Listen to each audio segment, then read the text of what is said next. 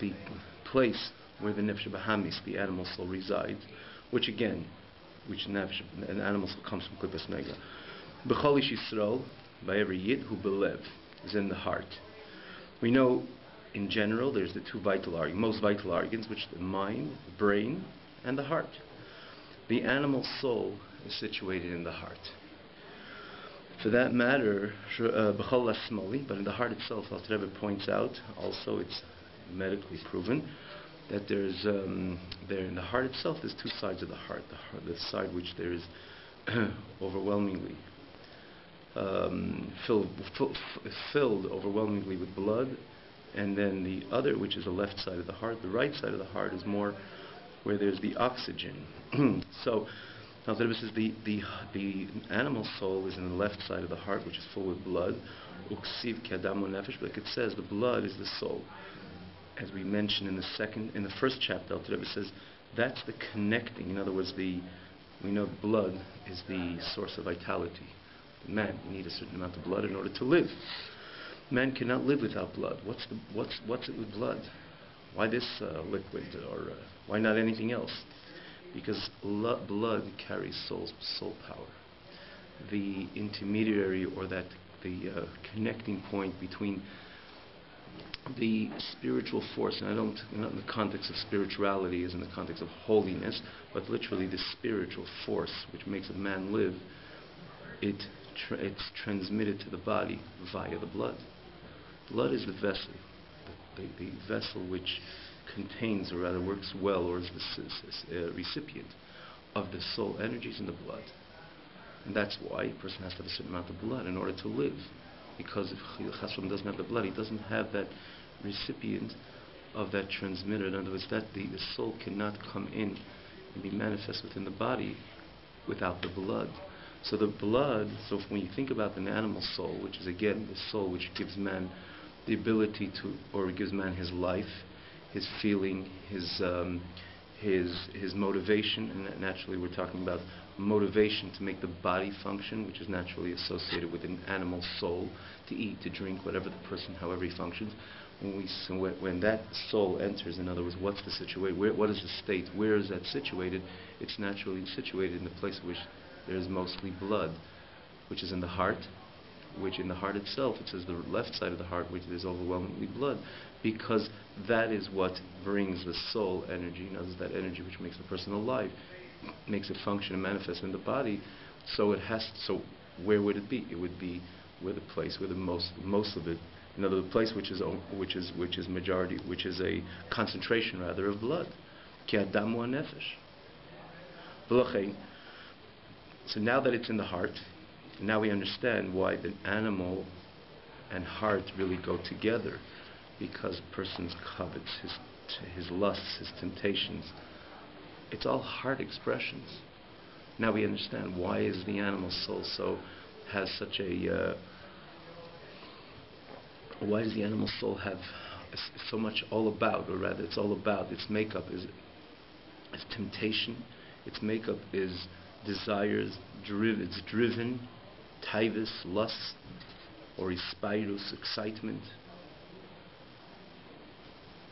kas, spilus is excitement, but ispirus is the pride, pe'er comes into the person, the pride of all of himself, or anything which makes him feel good and happy, or similarly the kas, anger. These are all heart expressions. So now, why is the animal soul associated with all this? The answer is very clear, because that is where its base is. Its base is in the heart. Because its base is in the heart, therefore, it has. Therefore, when you think about the animal soul and you see how it's so synonymous with or associated with taivus, temptations, anger, or other negative emotional traits and characters, you understand why. Because that's where the animal soul is situated. With the main and any other similar negative character, emotional character trait. So, hein belev. It says that therefore it's associated with heart. Umei halev hein mispashtes b'chol haguf. From the heart, it mispashes, which means it expresses itself and it becomes manifest in the whole entire body. Again, need not to explain, a person has a taiva to eat, he has a temptation to eat. So he doesn't just stop with the temptation, he goes, he makes sure to go to this place where he could fulfill that temptation, to the fridge or anywhere else, in order to the store, to buy it, to consume it, to derive pleasure from it. In other words, the heart sends the message, it expresses itself in the entire body. Also, it also ascends to the brain. To think, to ponder in them, and also to find chokhmah in them, meaning that a person ultimately tries to rationalize everything that he does. He doesn't just say, okay, you know what, I have the nefesh b'hamis, so there's a part of me which is an animal, and I'm just going to be animalistic. He convinces himself, tries to make sense of his taivas. That notion of making sense of the taiva is, again, the expression of that, the nefesh b'hamis, which is situated in the heart. It expresses itself, and it sends its vibes and its messages to the whole entire body. In other words, how to execute that taiva. Also, it goes to the brain simply to make sense of his taivas. And that's very much parallel to the way the blood works. Blood is concentrated in the heart. The source of blood is in the heart. Umehalev, though, it doesn't remain in the heart. Mispashid l'cholei varim. It expresses itself. In other words, the heart comes through all the limbs. A person must have even the brain, which really too much blood is not good in the brain, etc., as we know, but because nothing really could live without blood, there's a bit of blood also goes to the head, medically. And here, you see over here that it's a bit, because the message of the animal soul is just, it cannot really be, the head cannot be full with the nonsense and taivas and desires of the animal soul. In other words, this is the accurate similarity to the blood. Just a bit of the blood goes to the brain. Similarly, the animal soul cannot shoot up to the brain and say, start really making sense of being animalistic, because there is no true sense of being animalistic. It just kind of tries to rationalize, just to put it, okay, after all, I'm a human being, and a human being, the difference of a human being and animal is in brain, and therefore he says, I'm not totally animal, I'm going to send a message to my brain, and the brain should make sense of my taivas. Now, if you think about it, the truth of the matter is that the animal itself also has that. It explains itself what it's doing, but by man it's much more. That idea comes about so much more, because after all, he's a human being, and much as he wants to, he knows it's an expression. If he knows or he doesn't know, because it's an expression of an animal soul within the human being, so he tries to be human with his animalistic taivas. So that's a clear similarity, that the main concentration of blood is in the heart. And from the heart, it passes through all the limbs, and a bit goes to the brain. That similarity, similarly, when you're dealing with the nefesh b'hamis, it's all about heart, it's all about taivas, it's all about how to fulfill my taivas, my desires, my animalistic desires, my bodily desires. But again, it doesn't stay concentrated in the heart. It drives through the entire body, and a bit goes to the mind. Again, he tries to make sense of his. He tries to make sense of his taivas. So now, that is where the animal soul. That is where the animal soul is stationed. Where is the godly soul stationed?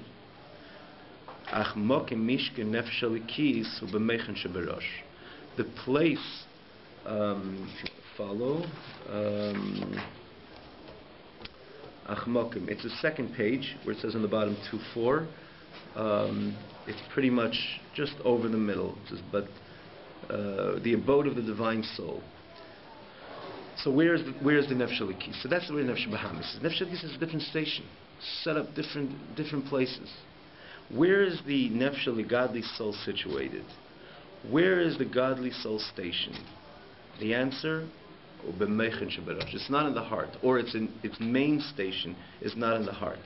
It has like a satellite station, it has a satellite base as well, but its main station is in the mind. For that matter, the godly soul is essentially intellectual. It doesn't do anything if it doesn't truly make sense. And again, not that it starts from emotion and, or in this case, like the Nefesh Bahamis, the taivas, the temptation, and tries to make sense of the temptation. Quite on the contrary. The godly soul begins with intellect. It's known the godly soul is essentially intellect. So it begins with something which, when you begin with intellect, ultimately, it truly makes sense. When you begin with it, when you try to rationalize, you try to make sense out of a negative lust and temptation, and say probably I'm doing the right thing, probably I'm driven into the right places, to the right places. So then mind is just a follow-up, or it just follows something. It's just, in other words, what's really playing out here is heart. He's just trying to make sense of something which is truly or solely heart. But we know that this is the superiority, the advantage of man over animal, that it's about the intellect, about mind, it's about the human dimension within myself. That should make the decisions, not my heart. For that matter, it's as a kelev. It's called, why is it called a kelev, a dog? It's kuli lev, it's all about heart. Kelev is a combination, it's all about heart. Adam, man, was gifted with mind, with brain. He doesn't do things because his heart desires. He acts upon his intellect, meaning to say he does things which make sense. Now, to who should it make sense to? So first thing, there's some things which are common sense. The Nefesh Elokis primarily, when we say it's situated in the mind, before even you introduce that godly energy which comes from the godly soul, which things are not only make sense, but they are godly as well, or primarily godly. But before anything, it's meichin. It starts with brain, which means there's nothing of heart which is mixed in, which could even be biased or could bribe the whole entire, the person and all his actions, because the heart desired, the heart bubbling and is determined to go in a certain direction. It doesn't start with heart. Nefesh Elokis, the godly soul is b'meichin sheberosh, the brain.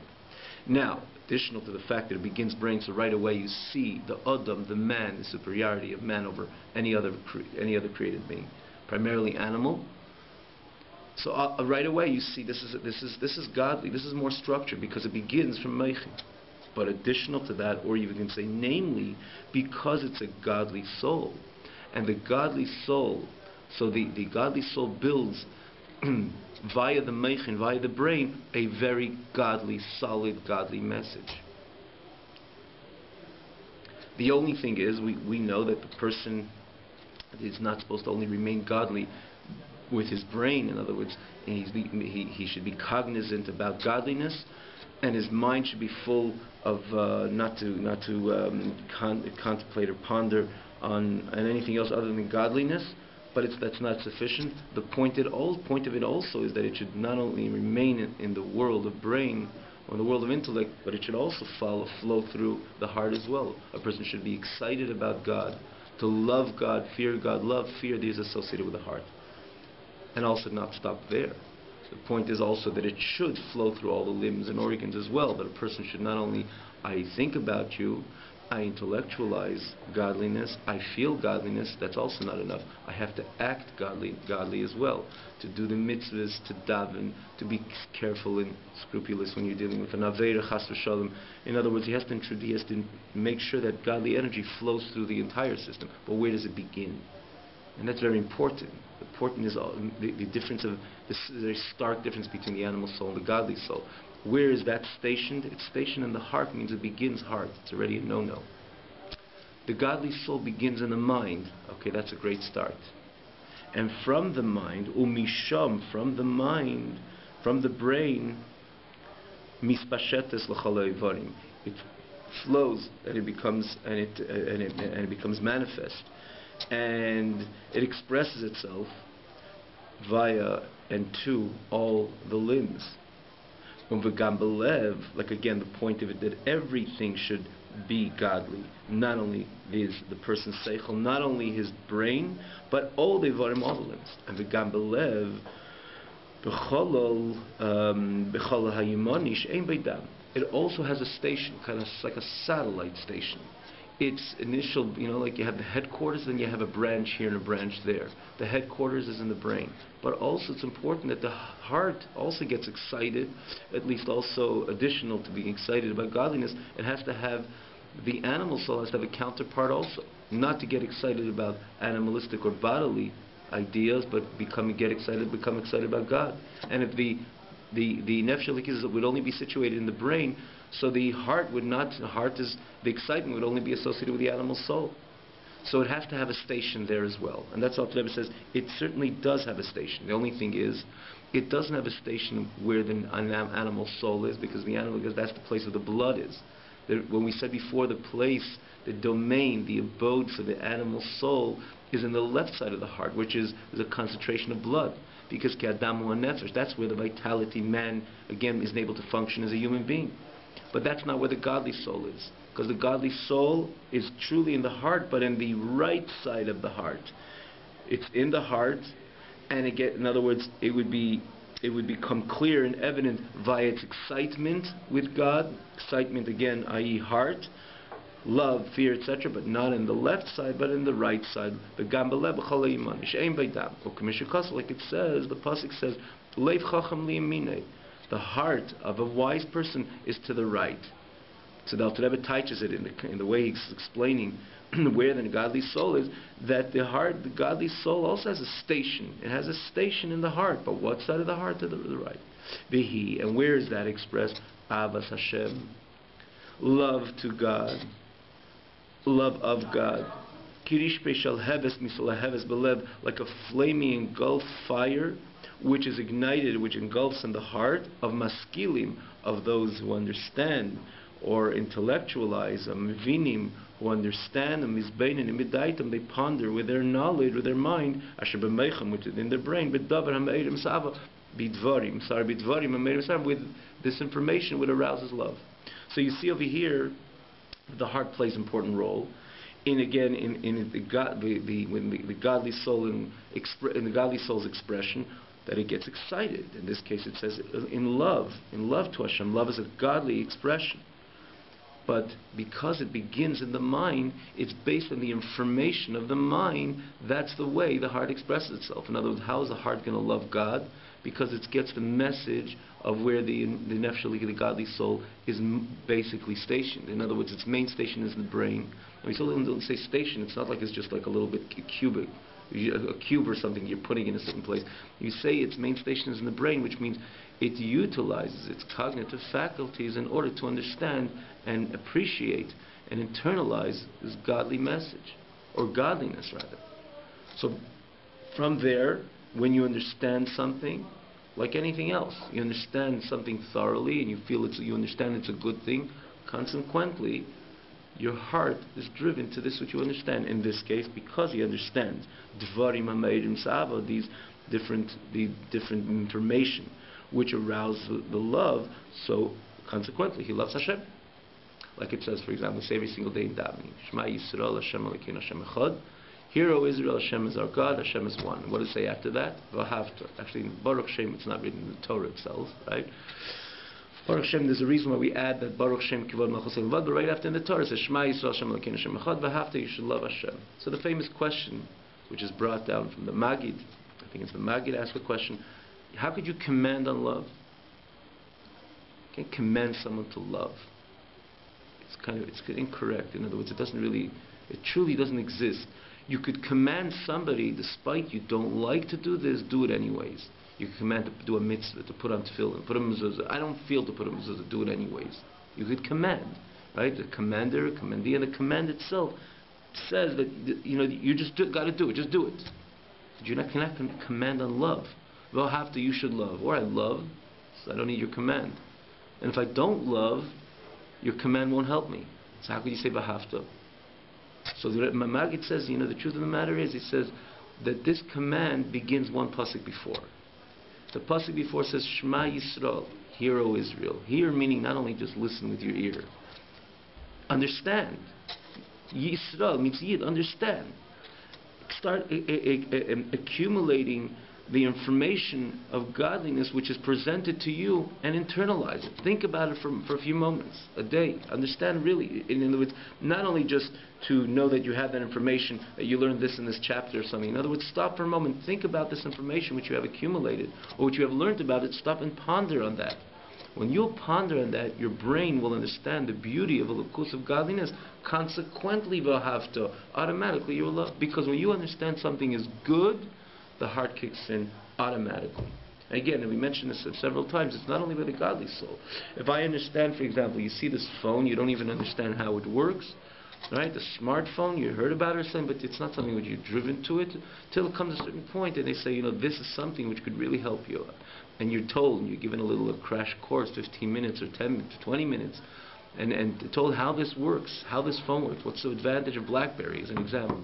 You start understanding, you're driven to it. It's not like you can say you love it, like you love another person or something. Obviously, love has there's other broad brackets for love. But love in the context, yes, you're driven to it. Because you see how much it contributes to your sanity, if you will. It contributes to your daily life, your schedule, your organizational skills, etc. So what made you driven to this is because you understood that it's a good thing. So this works across the board. Intellect produces emotions. Or conversely, we mentioned this as well. If you find out that something is dangerous, so you didn't know about it, and then they give you the details, they give you this paper, read this paper and find out that this and this, the subject, phone or device, whatever it is, it's dangerous. Right once you'll understand it thoroughly, right? Not that you could just memorize something by heart, you internalize the concept automatically. You're taking that which you understood as dangerous and you start distancing yourself from it. You could even use the word fearing it. But again, fear, it's not like fear when you're dealing with God, fear, it's more like in the context of reverence. But again, in this example, again, you start distancing yourself. You can even fear it. I don't want to get close to that. And if you are too close to that, you're intimidated by it. Why? Because you understood thoroughly that it's something which is not good for you. So you see over here that intellect produces emotions. Again, across the board, not necessarily when you're dealing with a godly soul. But here the Alter Rebbe is dealing with a godly soul because the godly soul is situated in the brain. Means to say that the first access to things, the first approach of the godly soul is intellect. And then you say it has a station in the heart. Obviously it has a station in the heart. Or it makes so much sense that it has a station in the heart, because when a person thinks about the greatness of Hashem, Shema Yisrael, Hashem, Elokeinu Hashem Echad, that Hashem is our God, Hashem is one, and again, not you just repeat words, lip service. You really understand, or you really ponder upon the information that you received with the vast explanation, or the many explanations you hear about the phenomenon of Hashem Echad, the oneness of Hashem, or the different levels of unity, God unity, which is explained in a number of places, Kabbalah and Siddur and so on, or in other places in Torah. So you think about it, right, that everything is Hashem, and Hashem is everything in Ein Levadi, whatever you're going to read. It's right away going to send a message to the heart, which is again the station of the godly soul, to love Hashem. And similarly, when this is love, to rejoice b'tiferes Hashem in the glory of God, v'hadar ga'enei, and the strength or the beauty of Hashem's ga'en, which is his strength. When the eyes of the wise, when the eyes of the wise individual, that the eyes of the wise, and when you're dealing with the expression, in other words, the Yid which uses his godly soul, which is the eyes which is in his head, which besides the fact we're talking about the physical situation, where the eyes are situated, is in the head, right? But he said there's a chacham eina bereisha. He foresees. In other words, he knows what to prioritize, what to focus on. And in this case, with the brain of his wisdom and understanding, look and gaze and ponder on the dearness of the Melech, which is the King, v'tiferes golose, and the glory of Hashem's greatness, adin cheker vein sof, which has no end, and beyond the scope of rationale, and on the scope of one containing it in his own seichel, in one's own brain. Meaning to say, when you say adin cheker, means it's not limited as much as we can understand. It's way beyond that. The Ein Sof, and it's Ein Sof Etachlis, and it's infinite. Like it's explained elsewhere. So that ignites the heart to love and fear or whatever the person ponders on. So here he gives a few Ava, Simchas Leva, V'Tiferes Hashem, and the different expressions of the heart. They all come from the clear and established and structured understanding of the brain. And so too, when you find other emotional expressions within the heart, it comes from the Chabad, which means the brain, the wisdom, understanding, and knowledge which exists b'meichen within the brain. So here we see over here. So this is basically the whole. The setup is clear. The animal soul is situated in the heart, and from the heart it spreads and it flows through all the limbs. Again, the animal soul doesn't only have a lust and desire and drive to animalistic, and that's where to things which are animalistic and bodily, and that's where it stops. No, it moves on and sees how it can execute its animalistic drive. So it's in the heart, where there's the concentration of blood, which is the left side of the heart, and there it goes and it flows and it expresses itself throughout all the limbs. Also, it tries to make sense of its animalistic drives, so it sends the message to the brain. But it's all about heart. The godly soul is the other way around. It starts in the brain, as we mentioned again. The godly soul is essentially intellectual, and additional to the fact that the advantage of it is that things are much more true, much more clear, and the person's much more honest when he begins with the intellect as opposed to beginning with heart. So the godly soul, which is associated with the emes Hashem, with the truth of Hashem, is primarily situated in the heart, in the mind, in the brain. And again, additional to that, or again, namely, it not only it starts intellectually, but it's a godly soul, so it intellectualizes godliness, and from there it has its station in the heart, that the heart expresses itself with a love and fear, in other words, godly feelings, or emotions, which is associated with, as we be dealing with the 7 emotions, the love, the fear to God, the fear of God. Again, when we deal with fear, we're talking about the reverence, in the context of reverence, or ava, love to Hashem, and so on, all the other 7 attributes. But also, the godly soul flows throughout all the limbs as well, because what does the godly soul want? And not only it should understand God and feel for God, it wants the person should use his hand. If it has a hand, it wants it to put on tefillin. If it has feet, it wants it to walk to shul and to walk to do a mitzvah. And so through all the other limbs should express themselves in one direction, in a godly direction, and live a godly life. That if every limb of the person, every organ, every limb, should ultimately carry out, execute the message of the godly soul, which starts again in the meichin, in the heart, in the brain, and then eventually it comes through the heart. Because when a person loves Hashem, he's running to do a mitzvah. He fears Hashem, he stays away from an Aveira. So ultimately, the godly soul wants every part of the person should surrender, or should be part of, or should live according to the way the godly soul explains it, which is ultimately live a godly life. Achine, as we have in the Parshas to come, it says now what is the Alter Rebbe is explaining over here that they're both, the animal soul and the godly soul, not only they're never at peace with each other.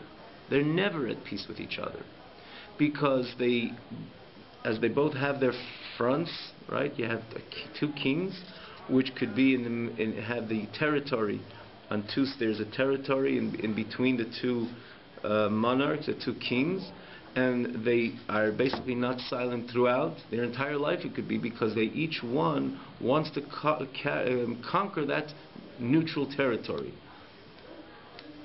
And how much of it does it want to conquer?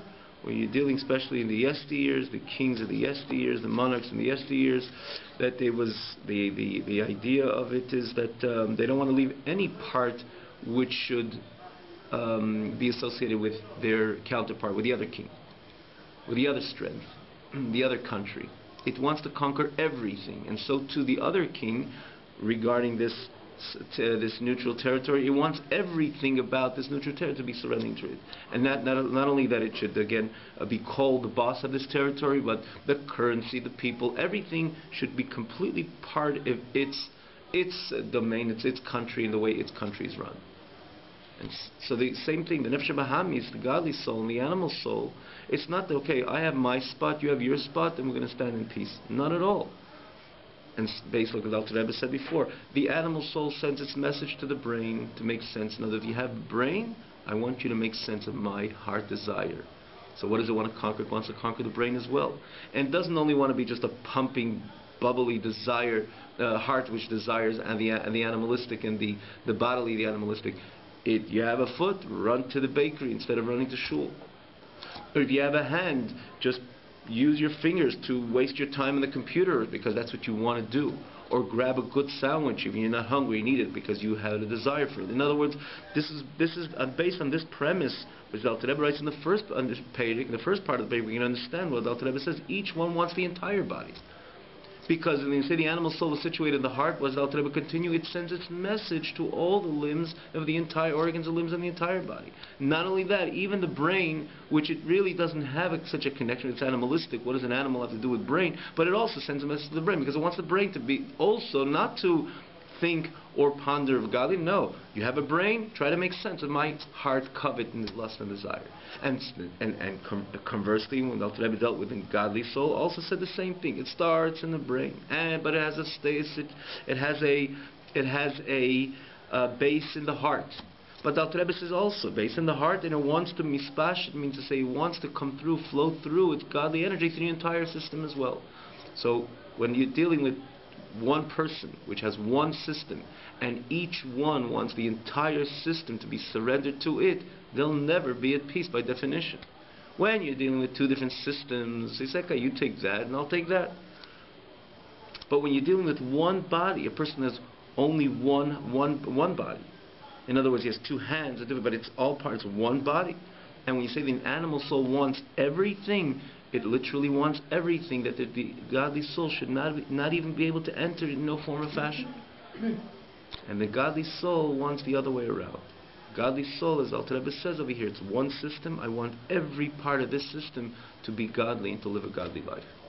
So when you're dealing with, and the fact is that they're both, as long as if it's a tzaddik, which a tzaddik got rid of his nefesh bahamis, so it's already a little more at peace. But you're talking about the average person when he has an animal soul in the heart, and he has a godly soul in his meichin, and each one wants the whole thing. Inevitably, or automatically, you're dealing with a struggle. And that's what the Alter Rebbe brings it. We'll stop over here basically. The Alter Rebbe brings this pasuk. What did Yaakov Avinu, when Rivka went to find out, she wanted to translate what's going on within her. She had twins, right? Yaakov and Esav, and she was very confused and bewildered by this new experience of twins. And she realized also, when she was, the Gemara says, she used to walk with Milaveda Zara, she felt this one was trying to jump, and she realized there's something exceptional, unusual happening over here within her pregnancy. So she went to seek Hashem's advice, and what was the message she got? Which means you're going to have, these are two physical brothers, or brothers which are biological brothers, but they have two different messages, and they have two different messages to convey. One is Yaakov, one is Esav.